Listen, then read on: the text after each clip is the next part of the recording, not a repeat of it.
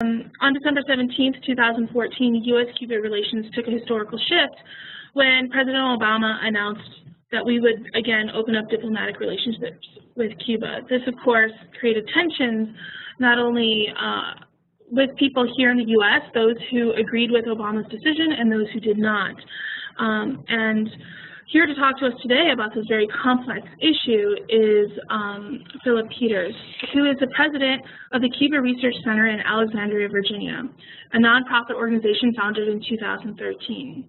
Since 1996, he has traveled regularly to Cuba to monitor and write about economic and political developments. Peters has testified before Congress and the U.S. International Trade Commission and has given talks on Cuba and U.S. policy to diverse audiences. Peters was vice president of the Lexington Institute and has published studies covering Cuba's sugar industry, macroeconomic policy, small business, foreign investment, information technology, historic preservation, and other topics. Prior to joining the Lexington Institute in 1999, he served as a State Department appointee of both Presidents Reagan and Bush. As an analyst of U.S. policy toward Cuba, Peters also serves as an advisor to the bipartisan Cuba Working Group that formed in the House of Representatives in 2002.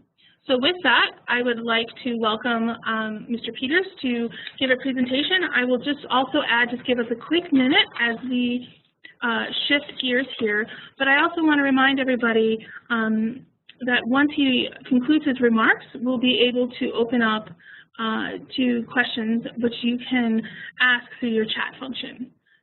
Okay. Well, thank you. Thank you, everybody, for joining us today. I appreciate the invitation.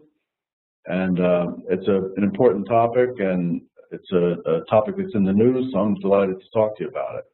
Since we have a half hour, I thought I'd start with some history, because the history matters certainly in international relations. It certainly matters in the case of Cuba. And when President Obama made his announcement on December 17th, he said that we have a complicated history between our two countries. I want to start by recalling something even more recent. When President Obama went to the French embassy a few days ago after the terrible terrorist attack there, maybe some of you saw that photo of President Obama signing the Book of Condolences at the French embassy. And he sat in front of a big portrait of General Lafayette in the United States when General Lafayette had been here helping us in our American Revolution. There's an analogy to be drawn here, and let me explain it to you. When the French helped us to win our independence, and that's why President Obama referred to them as our oldest ally, and we have a very warm feeling about the French because of what they did for us back then to help us win our independence. But imagine for a minute what would have happened if at that time the war ended, the British were defeated, and instead of us claiming victory and winning our independence fully, the French had at that moment excluded us and signed a treaty with the British and left us out of it. And if the French had assumed sovereignty over the United States then, and then if the French had gone on for 30 years to exercise partial sovereignty over the United States, that's what we did in Cuba.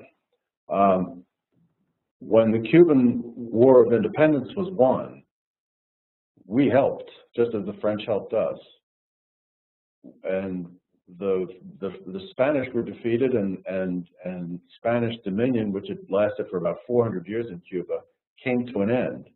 But on the day when that Spanish sovereignty ended, the peace was signed not between the Spanish and the Cubans who had fought against the Spanish for the better part of a half century, but rather it was signed between the United States and Spain. And when that war ended, the sovereignty of Spain ended and the sovereignty of the United States over Cuba began.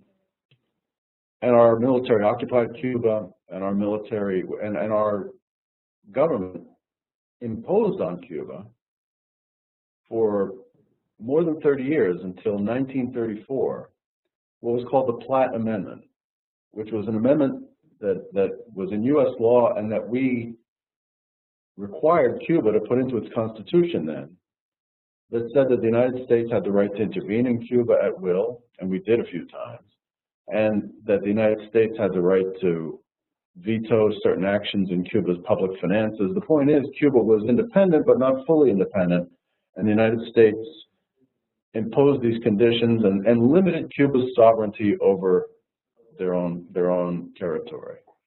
Now, I'm raising this because history is important. I'm not raising it because every Cuban, when they look at the United States, is thinking about this, that this history is first and foremost in their mind. Certainly there are many issues to most Cubans that are much more important than this historical issue. And when they look at the United States, they probably have many other, and I know they have many other issues in mind today. But this is there, and it's a factor in U.S.-Cuban relations. And it, in fact, is a reason, it was one of the principal reasons when Fidel Castro started his revolution. His movement was declared to be the movement that would achieve Cuban sovereignty fully for the first time in their history. So it's an issue that's there, and it's present in some degree in Cuban political culture now, and across the board, not just people in the government and people who are loyal to Fidel Castro, but even people in the center and in the opposition to the current government in Cuba. They all have a strong belief in independence and a belief that they don't want to see interference in their country. So history matters. What President Obama did on December 17th, he referred to our complicated history.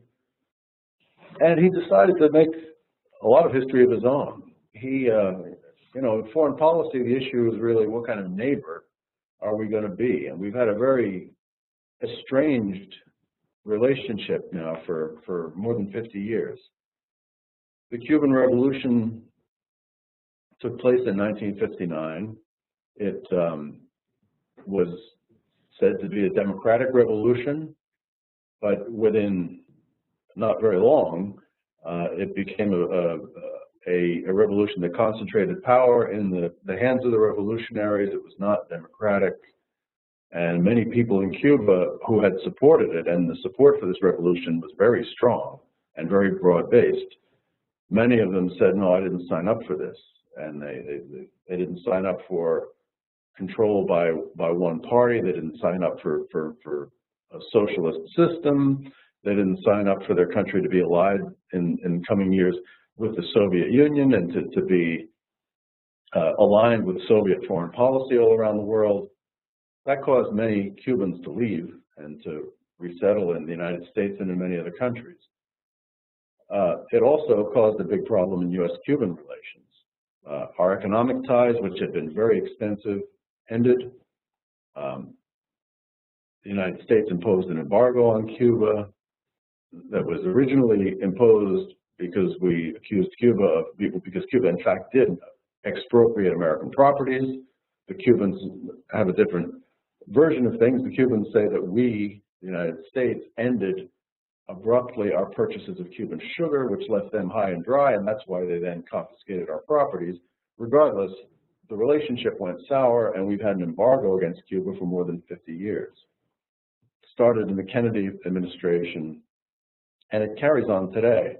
What President Obama decided to do was to change our relationship. He stated very clearly, and I think his remarks are very good to see and to read. I mean, he explained that we were not getting anywhere in any of our goals with regard to Cuba, and what he wants to do is shift from a policy of punishing the Cuban economy and by extension the people who live in it, to trying to help the Cuban people, and also at the same time to open up relations, full diplomatic relations with the government.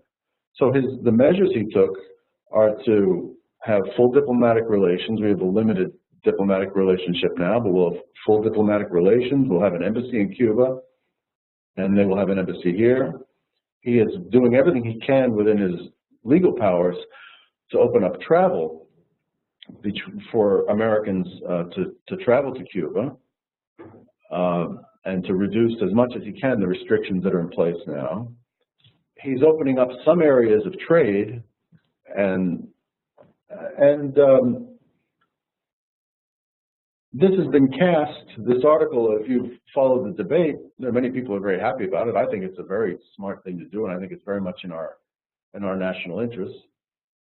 But many people have viewed this as a reward to Cuba. I don't quite see it that way. I think that what we're doing is we're correcting a mistake, and we're changing a policy that just hasn't served us. And in fact, I think everybody wins. Certainly, people in the Cuban government feel that they've won because the United States has had this posture of not wanting to fully recognize the Cuban government until it changes fundamentally. So in that sense, we're going to have diplomatic recognition, and okay, they can score a victory there. But I think we win because we're dropping policies that we're not serving our national interests, that we're infringing on the liberties of American citizens, that I think we're limiting the ability of Americans to connect with Cuba and thereby limiting our influence in Cuba.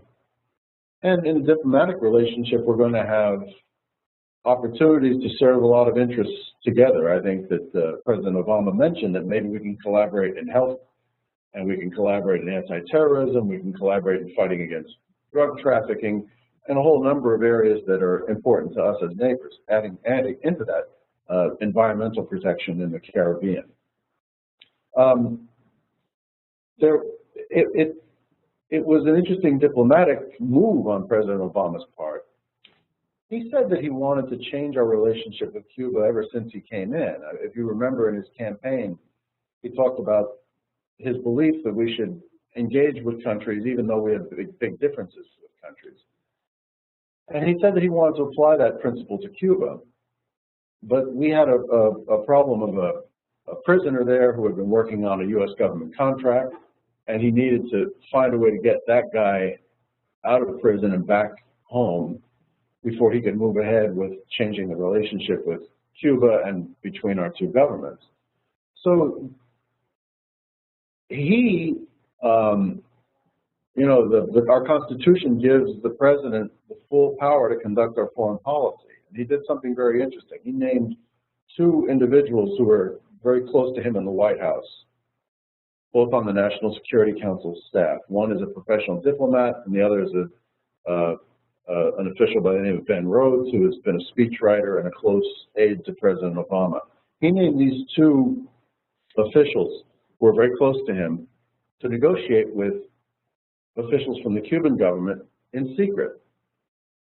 And they did that over the course of nearly 18 months. The Vatican got involved, Pope Francis got involved, and encouraged both sides through letters to President Obama and to President Raul Castro. He encouraged both sides to negotiate and settle their differences, to end this situation where our two countries were estranged and we had our economic embargo, we had prisoners in both cases. And the negotiations succeeded. And what happened in the end was that the governments agreed to release of prisoners. The United States gave up 3 Cuban intelligence agents that were in our jails. So the president commuted their sentences and sent them home. The Cubans agreed to free, by commuting the sentence, a Cuban national who had been working for U.S. intelligence. In other words, he was a spy of ours within their system. And he was in jail for about 15 years, I believe. And so the agreement was that we would send their 3 intelligence agents to Cuba. They sent that 1 U.S. intelligence agent to the United States. And then beyond that, there were a series of unilateral measures that each side took. Cuba freed that USAID contractor by the name of Alan Gross, and I'm sure you saw the pictures of him coming home and reuniting with his wife. Cuba agreed also to received visits of some international organizations that are involved in monitoring human rights. Cuba agreed to the release of 53 prisoners in which the United States had expressed an interest, and they have now, in fact, freed all of those people. Just a day or two ago, it was completed. And then the United States, on its own, changed our policies in the way that I outlined before. So it was an agreement on those prisoners, and then it was a series of measures that each side took on its own, but in parallel with each other, and I think probably with an understanding that all these things would be happening. And the Vatican and Pope Francis was a part of that. So it's a very interesting exercise in the president's foreign policy power, and it puts us on a different footing. I think that it's important to say, as I said before, it's not a reward to Cuba. I mean, we have diplomatic relations with countries all around the world with which we have pretty serious disagreements.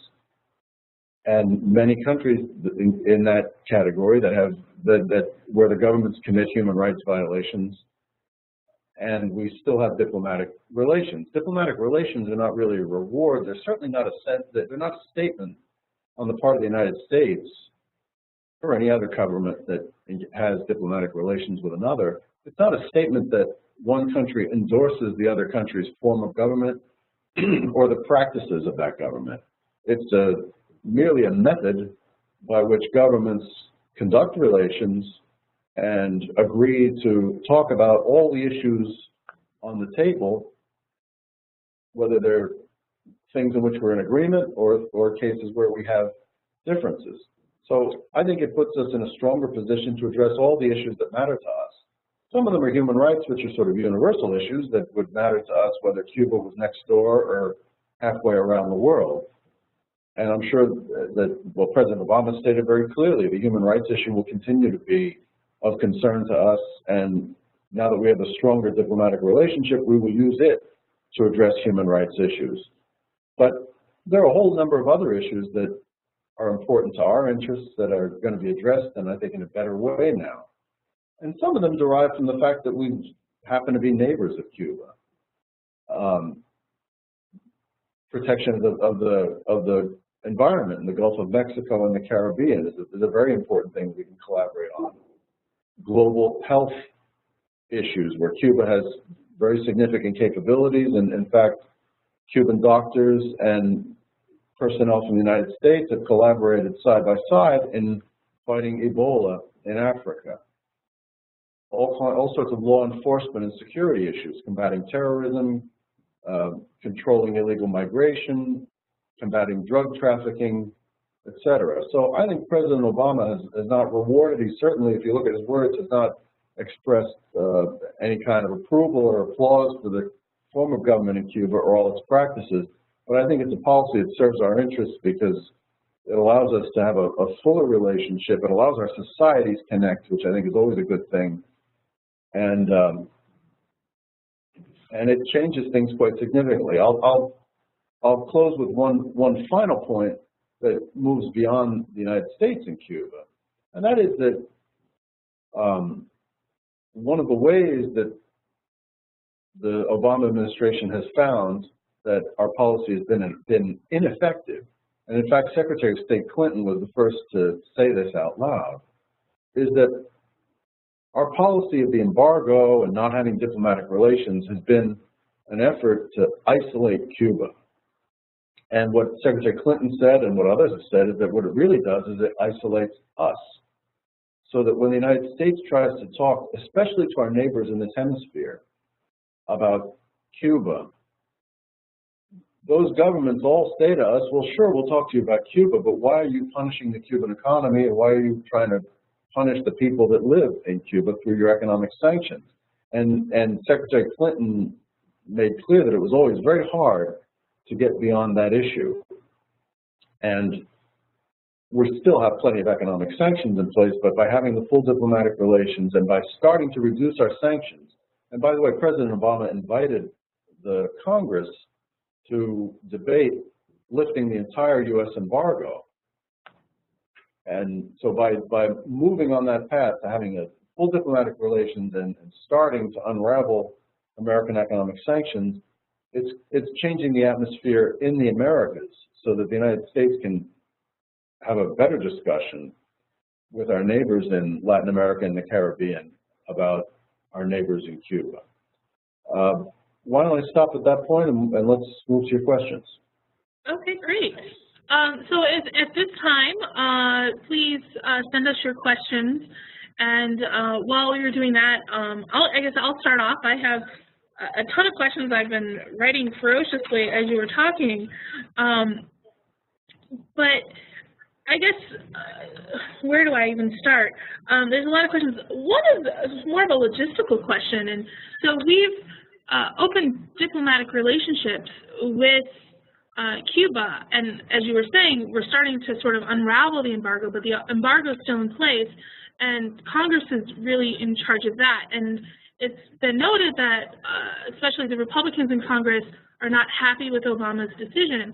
And so, but I'm just wondering, in terms of opening up diplomatic relations, how does that work in terms of, since, you know, those things have to be budgeted, the budget goes through Congress, and so how does that work when you want to reinstate diplomatic relations, which of course, I mean, and yes, they do have people already on the ground there, but how does that work in terms of budgeting and when you do have a conflict with Congress? I'm just sort of wondering logistically how that happens. Well, it's a case that's all its own.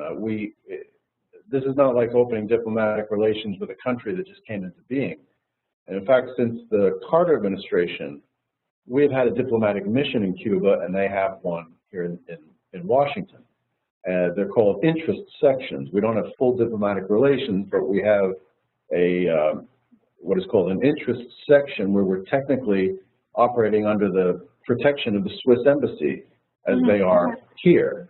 Right. And but that's not just a few people sitting in the corner of the Swiss embassy. In fact, our interest section is in our old embassy building, and theirs is in their old embassy building here in Washington.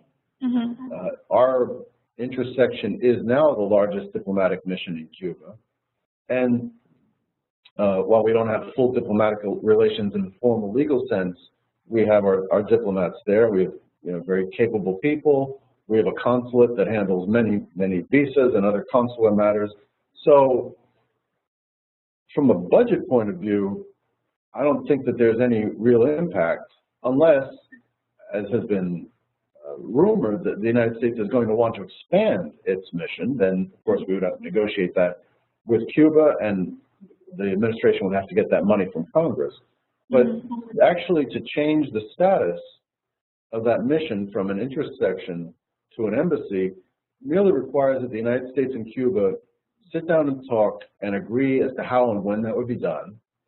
And in fact, in 1 week from now, a senior State Department diplomat will go to Havana to have those talks. So we just need to agree on the hows and the timing and how it'll be done. And then it's a matter of changing the plaque on the building and running the flag up the flagpole, and it's an embassy. All right, so it's not nearly as complicated as one might think. No, it's not. Okay, great. So I have a question here from Ibrahim Suleiman, and he's asking, in opening to others, is that what will let us see some developments in Eritrea in the Horn of Africa? Do you think that this will expand into other countries as well? Well, I don't know. I mean, President Obama took this action with regard to Cuba for reasons that were very specific to Cuba and the U.S. relationship with Cuba and our history with Cuba and how Cuba fits into the picture in the Americas.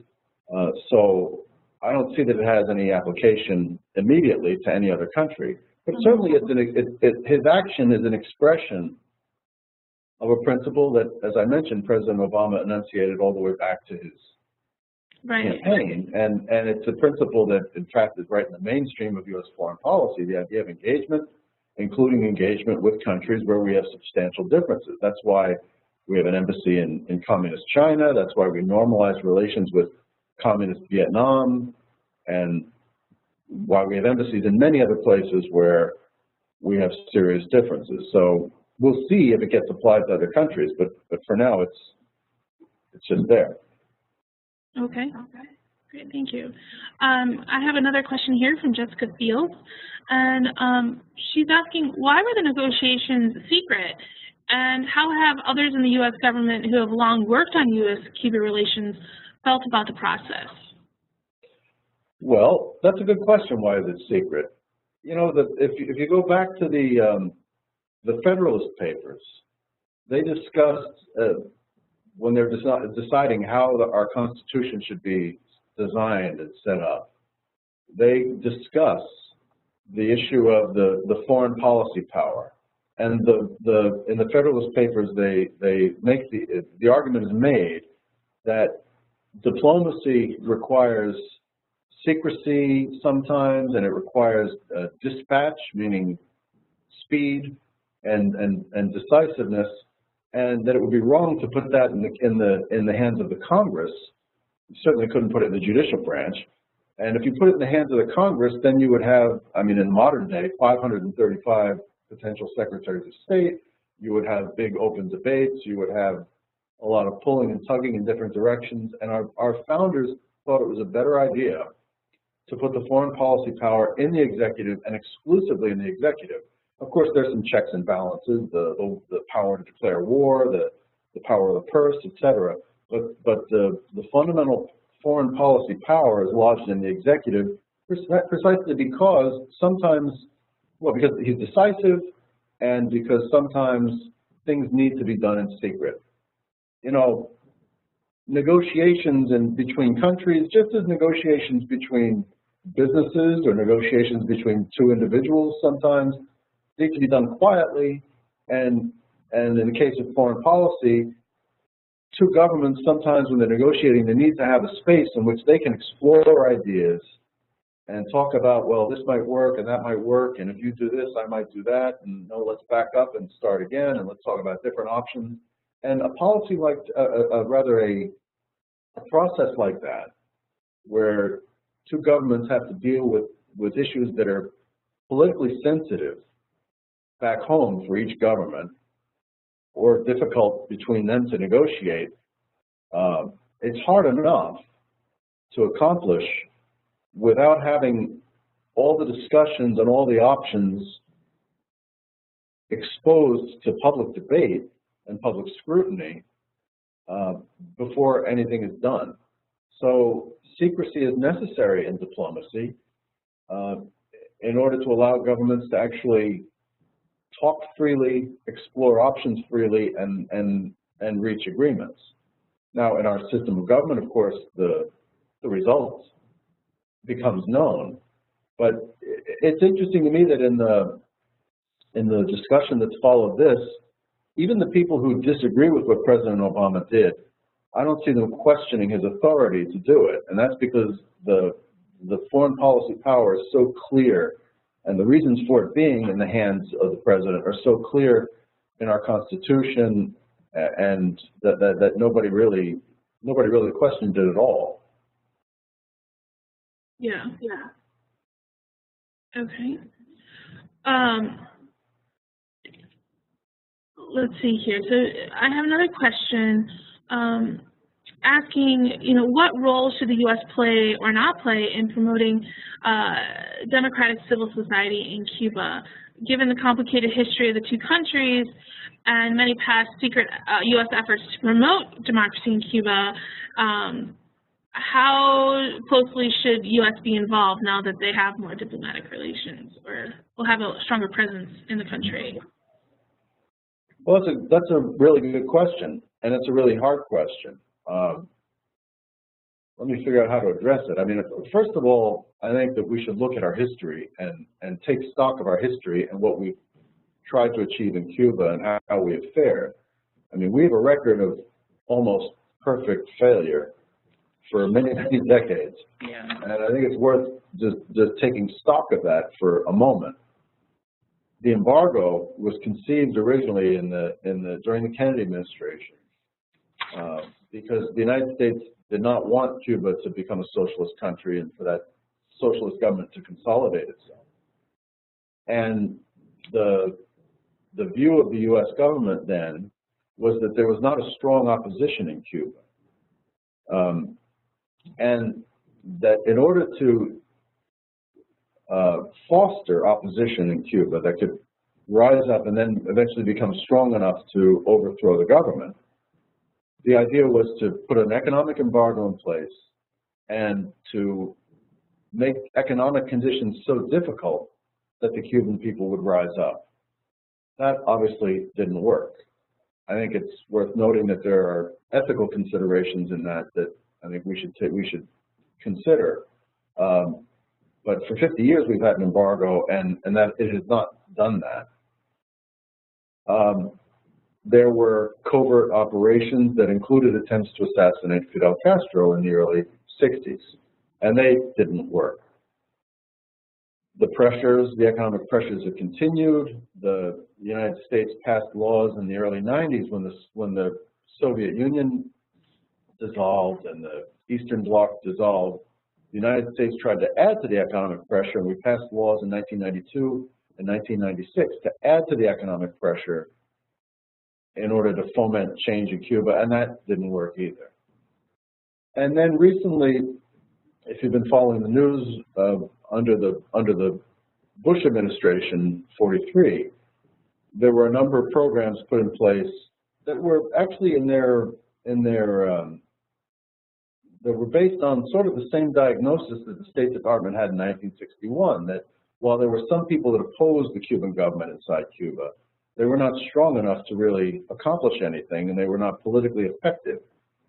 And so the idea was to try to build areas of opposition and encourage Cubans to speak up and to become politically active.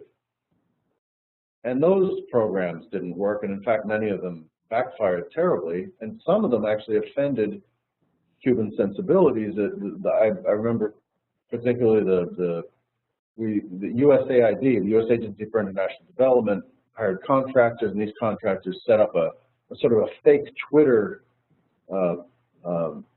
mechanism that worked through cell phones. And we had a contractor that sent all these messages in, text messages to Cuban youth, thousands and thousands of them, and also tried to poll them on their political views from time to time and to try to rank them and keep records of who thought what. And the idea was to try to develop a political movement out of that eventually. And that offended some of the Cubans who were involved in it because they didn't like the idea that a foreign government would be engaging in political activity without saying who was behind it. And I happen to agree with that. I think that I don't have a great answer to the question. I think that in fact, what we've seen over the years is the United States has been very heavy-handed. We've tried to micromanage the situation in Cuba, and we've failed. Clearly, we should not continue down that path. We have to recognize that Cuba is, that the people of Cuba are going to decide their own political destiny, and they alone should decide their own political destiny. I think we should take stock of our failures and learn from them, and obviously stand up for human rights, stand up for democracy. I think any American, and certainly any American administration, is going to express the disagreement that most Americans have with a one-party form of government. But the Cubans have to figure out how to change that. And I think that there's another factor that we need to take into account and that we rarely do. And that is that Americans sort of assume that because we don't like a one-party form of government, and Cuba has a one-party form of government, that everybody in Cuba is opposed to that form of government and wants to overthrow it. Now, there's plenty of people in Cuba who are dissatisfied with the system. Let's be very clear about that. There's plenty of people dissatisfied with it, and they have all kinds of complaints. But at the same time, and I think what we tend to miss, and I'm not basing this on polling, this is just based on my gut feeling, having talked to many, many Cubans over the years, I don't sense a big sector of opinion in Cuba that wants to overthrow the government and start over again. What I see mostly when I hear Cubans talk about politics, is that they've got the government that they've got. There's all kinds of things they don't like about it, but they want it to change, and especially in terms of giving them greater economic opportunities. And there's plenty of people who also want to have pluralism, but I'll bet you if you were able to take a scientific poll, that you would find a lot more people who would say that they want to have change evolve from where they are rather than have a revolutionary change. And I'll bet you if you had a scientific poll of Cubans, they'd say, yes, we want greater economic opportunity. Yes, we want to have greater pluralism in our country. And we also want to preserve the free healthcare system that we have, even though it's got its problems. And they want to preserve the free educational system that they have, even though that too has its problems. But they don't want to have a revolution. They don't want to have upheaval. They don't want to have uncertainty. And they don't want to have that which they have be put at risk. So I strongly believe that that describes the political center in Cuba. And I think that what we should do is be open, use openness, as President Obama referred, allow greater interaction, stand up for the cause of human rights, but understand that it's not our country, it's the Cubans' country, and they need to figure out and forge their own future. Absolutely. And so I've read some things saying that, because it was interesting that you were talking about this Twitter and text campaign, and some of the things that I read were saying that only 5% of Cubans have access to internet. Is that accurate? Yeah, it may be. I think I bet it's low. I think that that's good that you brought that up, because I left that out. One of the things that President Obama is doing when I mentioned trade, he is developing regulations that'll change the rules of our embargo, that will allow much greater space, hopefully a lot of space, for American companies in information technology and telecommunications to go to Cuba and to engage in business deals that will help to develop the telecommunications infrastructure in Cuba and to provide everything that's needed to have greater internet access. I think that's a terrific idea. Yeah. And especially when you consider that what we've done in the past has been to use these kind of crazy covert programs, including the one that got Mr. Alan Gross in jail for all that time. And they backfired, not to mention wasted taxpayer money. So this is the way to do it, is to open the door for American companies to go there and help develop internet access. It will have the effect of putting the Cuban government to the test, because the Cuban government has said that in fact they want to expand internet access, and that they don't have a policy of restricting internet access. They want it to expand for the Cuban public. The limiting factor is their own capacity and the limited capacity of their network. So this sort of puts them to the test, and I hope that the opening that President Obama makes is a broad one, so that American companies can actually really make a go of it. The 5% business, I don't know. What one finds in Cuba is certainly people don't have internet in their homes the way we do here.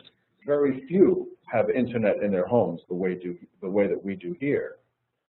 But one finds that Cubans have all kinds of ways of getting access to the internet. So maybe, let's say 5% figure that you cited, Amanda, is accurate.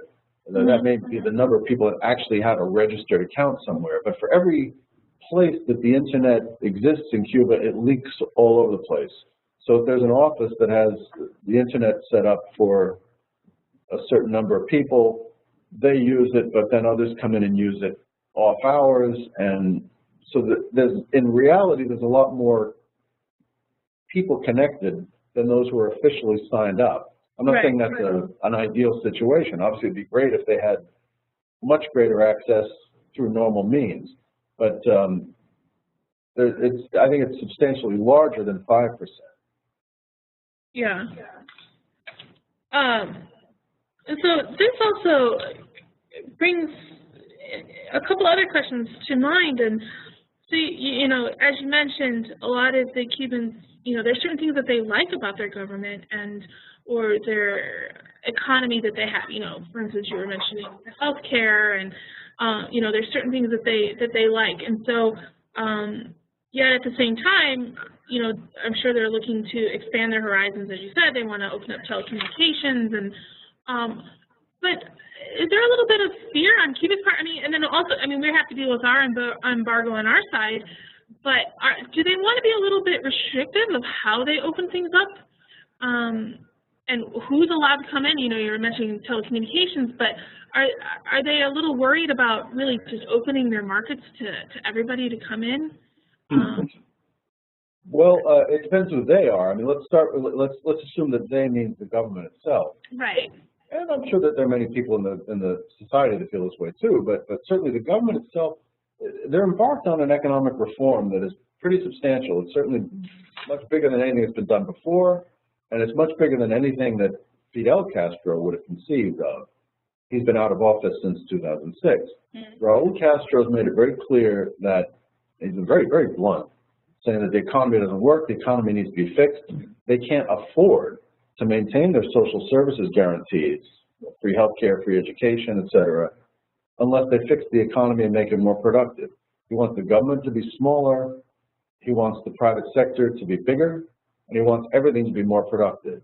Already the private sector has grown by several 100,000 farmers have been added in the private part of the farm sector.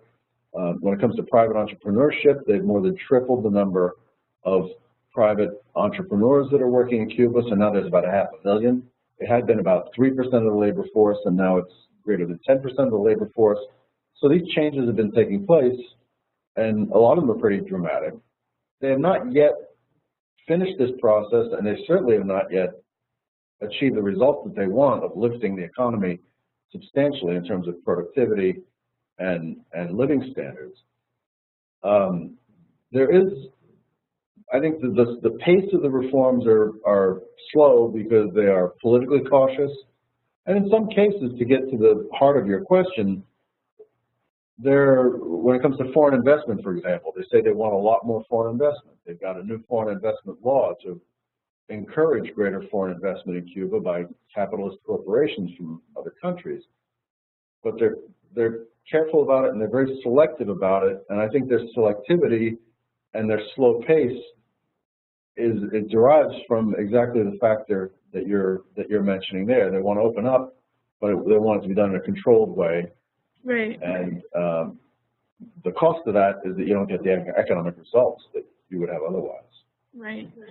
It's a delicate balance to maintain. Let me see here. We have a few more questions here. I want to try and get through them all.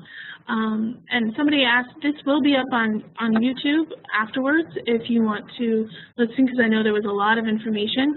And so one of obviously the big questions is, you know, how has this changed, or is this going to have a huge impact on the U.S., especially since there's, you know, a lot of the Cubans in this country are not happy with this idea. Do you think it impacts politics here overall? Do you think there will be any negative impacts?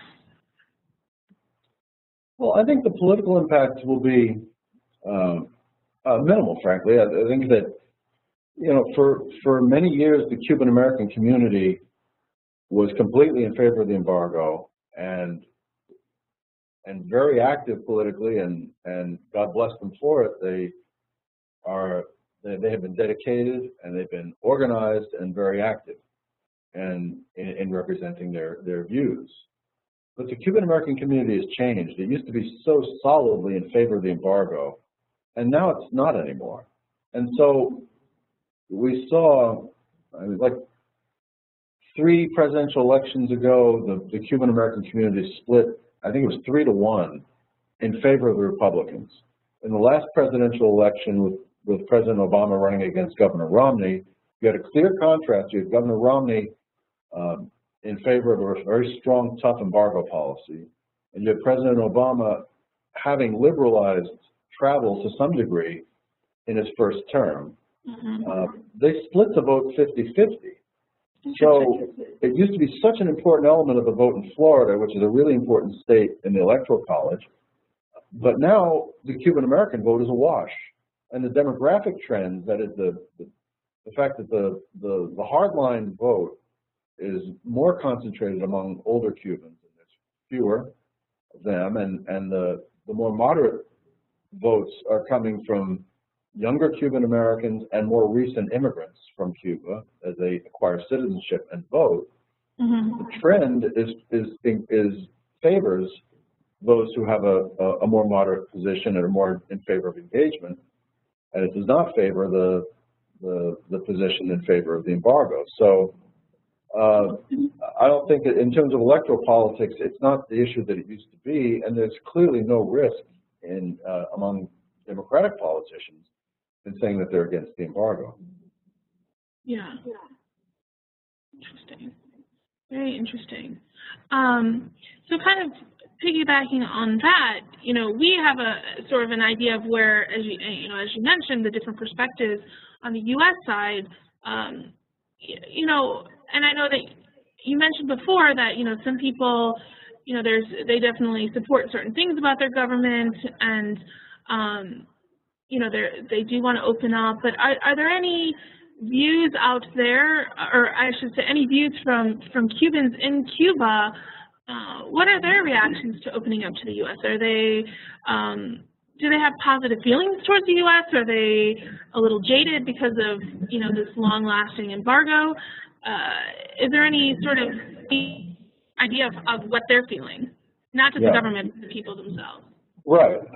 I was last in Cuba in November before the president made his announcement. I'm eager to go back next month and see what people say about it.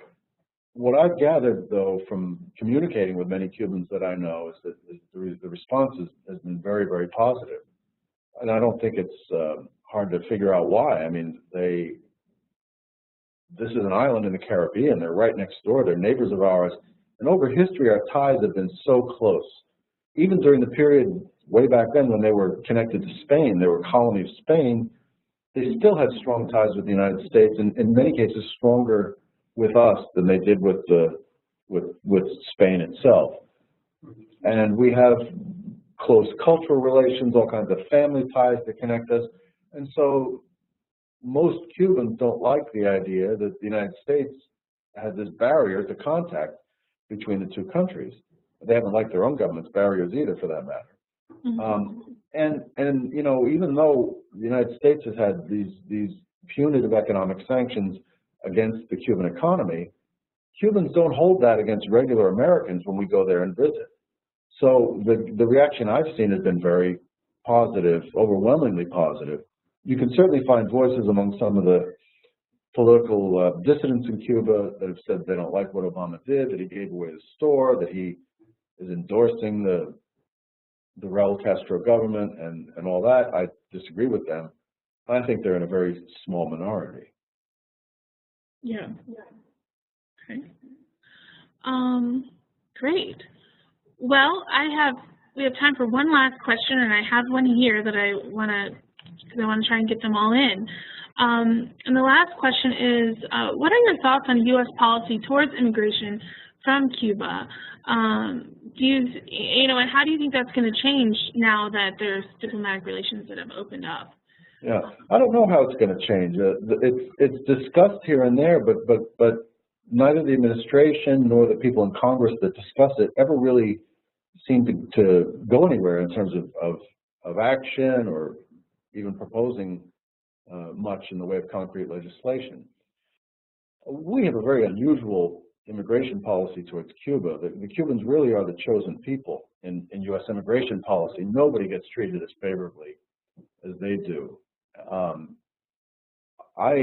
I like immigration. I'm not one of these people that wants to impose limits on it. I think immigration is great for the United States. I think it's an essential part of us, and I think that it's vital for our economy now and in the future. And so I'm not one of these people that's worried about the levels of immigration and trying to limit them in any way. But having said that, I don't think we need a special policy for Cubans. I mean, we have a a policy that gives them all an open door to, if they come here without a visa, they can stay, and I don't think that's fair. I'm not talking about people who are claiming political asylum or refugee status. We should obviously, whether it's Cubans or anybody else, help refugees and help asylees, people who are fleeing persecution, and who establish that we should, as a matter of our own values and also to uphold our obligations internationally, I think we should help them, and we do quite a bit. But the vast majority of Cubans who come here are not claiming asylum. They're not coming here and saying, I'm being persecuted in Cuba, and here's why, and then we evaluate that claim the way we would if they were from any other country. They're just admitted because of laws we have on the books and because of executive policies that have been in place since the 1960s. Now, President Obama could change that, Congress could change that, and I think it should be changed, because I think our immigration system, as somebody who likes immigration and I support immigration, I think we need to have a fair system where there's not any special exceptions for any one particular group, because the more fair it is, I think the more support that it can have among the American people. It shouldn't look political. It shouldn't look like there's favorites and carve-outs in our immigration system. And there's no reason why the laws that apply to the rest of the world's nationalities can't apply to Cubans and serve our interests perfectly well. If a Cuban shows up seeking asylum, we should evaluate their claim just like anybody else, or refugee status.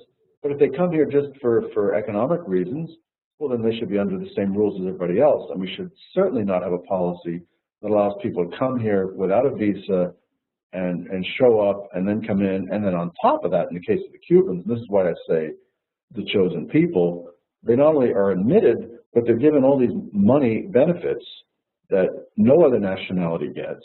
And so I think that should be changed, not to disadvantage Cubans, but just to put them in the same boat as everyone else. I think that would be the fair thing to do and the right thing to do. Great. Well, thank you very much. I think we've gotten through we got through all of the questions. If not, you can let me know. But with that, I want to thank you so much for taking time out of your schedule to come and talk to us about this very important and timely topic. And we will be putting this up on YouTube in it should be up by the end of the week. And we look forward to having you listen in on our future webinars. And have a nice day. And thank you so much, Philip. Thank you. My pleasure. Thank you for having me. All right. Take care.